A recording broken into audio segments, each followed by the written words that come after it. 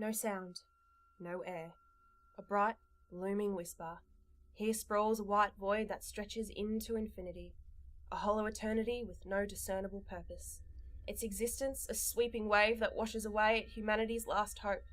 But wait, there, on the outer edges, nestled between the possible and impossible, on the cusp of reality, could this be salvation? Or is that a display home living room? In the void, there's just a chunk of a building. I think there's people living in it. You think we could start a fire? There's no oxygen. Yeah, but like a small fire. I guess, let's get to know the home's inhabitants. Meet Sandra Mowgli, Hello. an egotistical and well-reasoned bibliophile. That's fairly insulting to define me with such broad strokes. And meet Quinsy Trainer, Hey, a sporadic and incompetent man thing. that's pretty accurate, yeah. Where are they? How did they get here? Why were they transported? To what end? Together they sit in the waiting room of their display home living room, unable to die and unsure of what exactly occurred. Together they missed the story. Today's episode, an otherworldly gift. And done. Finished. It's perfect. Impeccable even. Sorry, I was reading. Did you say something? Yeah, it's just an old-fashioned line. You know, right down the middle. A what? I've divided the room with tape. Oh, yes, so you have. Good work, Quincy. I'm just gonna stick with my novel. Yeah, exactly. It's just for that. It's so we can each have our own space to relax in just in case our tendencies stop being adorable and become grating. Well, I can't see that happening. You don't like it. It's just, I don't quite understand why you're saying we need it. Are you upset with me? Well, now a little, yeah. Because of my reaction to the tape. I worked moderately hard on it. Okay, but what you're saying is that the only thing creating tension and warranting the tape is the tape. I'm not crazy. I never said that you were. I'm not, I promise. Okay, I believe you. Oh, great. Ooh, that's a relief. Anyway, I'll give you the tour. I don't think that's necessary. Yeah, so what I did was I divided down by the crossed swords on the wall so we each have an equal opportunity to go from when things turn sour. Excuse me? Wall, swords, tape. I know what words you're using. Why would things turn sour? Oh, you know, just in case one of us loses it. Goes bonkers in the old head.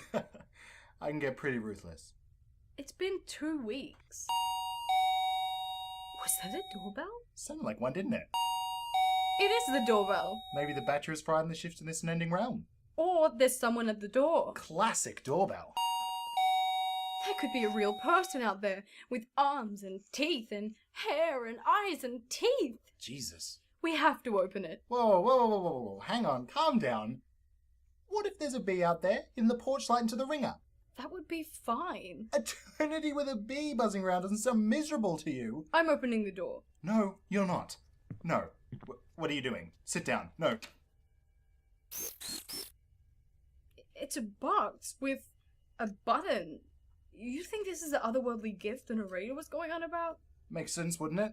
It's so exciting. And horrifying. And exciting. This is so weird. Where did it come from? Maybe it was out there during the inspection. I doubt that. Or, wait, did you see it? Ah, well, admittedly, I was not exactly inspecting this fine eternal home. I was sort of breaking in. You tried to burgle a display home? Okay, look, firstly, I didn't know it was a display home at the time, and secondly, I wasn't stealing. I was day drunk and trying to access a restroom. Really, you should just be thankful that it isn't attached to this place because it was a botched salvage operation. So you didn't see it? No, I didn't see it. You? Well, if we're just setting up characters, no. I was inside, living here. Hippogriff! No, hypocrite. And no, I'm not. This was me staying in a display home because I had nowhere else to go. It's the equivalent of having cabana for lunch from a sample platter at a deli stand. Okay, well, if we're just going to admit to shit and lie to ourselves, then yeah, fine. I was robbing the place. Why would you lie with being day drunk? It felt less malicious and idiotic than day burglary. But either way, it doesn't look good. You're painting yourself as a criminal and an idiot. It's not illegal to use a restroom. Breaking and entering is still breaking and entering. It's not about intent. What about butchers? Butchers? Oh, sorry, you probably call them doctors. Well. They get away with everything because they cross-fingered through an oath. They're hacking and slashing 24/7, 365.2425. That's right, I celebrate the full rotation. Hashtag not my leap year. Plus, burglary isn't exclusive. I was very much day drunk. Were we talking about something? I am now holding a box with a shiny red button that neither of us have ever seen before, that somehow rang the doorbell. B, porchlight, ringer. Or gained some assistance, I guess. You know, I think that this is what happens next. Display home living room, floating through the dust, then mystery box. We should push it. What? No, of course we shouldn't. You're not curious? I'm plenty creative. I once jacked it to a silhouette. No, not creative, curious. I mean, the silhouette had broad shoulders. Can we just stay on track for 1 second? I just don't want anything bad to happen. Bad to happen? We're in a void of nothing. What could possibly be worse than this? Well, there could... Don't say B. I wasn't going to say B. I don't know what would be worse, okay? I have no idea, and that's terrifying. What if we die? What if we're already dead? What if pushing this button solves everything? What if it destroys everything? There's nothing to destroy. But there could be. We don't know what's going on. Maybe this is where I grew up. Maybe my parents lived somewhere out in that abyss. Maybe this is where I learned to ride a bike and to walk and to spell occurrence. There's only one R. There's 2. Shit. And what's your suggestion? We wait it out. See if the doorbell rings and offers an instruction manual. You want to haggle? It's not haggling. It's patience. It's hope. Look, not to pull rank or nothing, but I'm the reasonable one here, yes? I read books while you tape the floor. That's this dynamic, isn't it? I guess so. So, when these sorts of things come up, who should be the one handling the decision making? Would you rather have an informed decision by a reasonable, mature adult, or a feeble attempt at comprehended by a day-drinking beta wolf? Pet names will only get you so far. I'm pushing the button. No, you're not. Oh, really? Knowing what's up on the wall? Good call. Please, listen to me. I don't want to have it out. We need to think this over. Consider all possibilities. What? You're the one wielding a weapon. At your suggestion. Oh, you're so infallible. Only bearing a sword at your victim's critique. I will push this button, Quinsy. If you want to, you can go on and gut me. I'll be a martyr. Just grab the other sword already. We need a Foley artist. And a prop master. This sword is cutting into my... Did you just take a swing at me? We're holding swords. I was mid-sentence. Give a guy some warning. You don't understand swords. Yeah! Hey, whoa. Calm down. Please, just... Look, hear me out. I get where you're coming from, yeah? You want to take this brazen action because it means you're in control of what appears to be your apparent miserable destiny. But doing that doesn't have to be so reliant on running headlong into the thickets. You want control? You just own it. Accept that we're here and fight back with reason and purpose. I can't imagine a scenario where there's some timer on this button, so let's not impose one. Do you understand what I'm saying? Of course I understand what you're saying. That isn't the point. I'm the reasonable one, okay? That means that I make the decisions.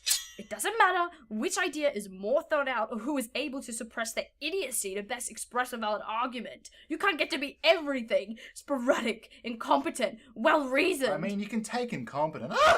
Quipping and taping me off. Throwing me to the side because I have nothing to offer. I'm interesting, damn it. I'm Sandra, middle name Mowgli. If this is all about the tape, I put it down because I thought you want distance from me, not the other way round. I'm not discarding you. Then say I'm well-reasoned. I thought you didn't want to be defined by such broad strokes. Say that I'm well-reasoned. Give me something. You're well-reasoned. Mean it. You're trying to get me with a sword to prove you're well-reasoned. I can't. I have a personality. You do. You definitely do. You're crazy. Crazy? Yes, insane. Absolutely bonkers. Out of your mind. You make Tom Cruise look like Casper the Ghost. Is Casper notoriously sane? The right of mind to get out young. But you're not lying. You really think I'm crazy? Yes. Yeah. Looking at you right now with a fragile sword and misplaced determination, I will fairly confidently say that you are batshit. Okay. I'm crazy. Good. This is good. Great. Not great. I didn't say great. Sorry, Does this mean I can take the box? Well, I guess if I'm insane, I probably shouldn't be the one holding on to it, should I? Hey, however you want to rationalize it. But What if I'm so insane, so absolutely bonkers that I can't comprehend the importance of handing over the box? What if I'm so irrational that I should just push the button right now? Oh, because only a sane person would think that insanity was that simple. Okay, yeah, here's the box. Oh, okay, great. It's in safe hands, really. I'm just going to pop it down by the window, alright? We can take some time to consider what we're going to do in it. Did you just? Yeah, I did. I tripped on the tape. And the box, you... Dropped it right through the window. Oh, what if something bad happens? What if, like you said, it destroys everything? There's probably not much to destroy, really, is there? It's the doorbell again. Don't answer it. Maybe it's the box. Please, this time, listen to me, don't. Shit.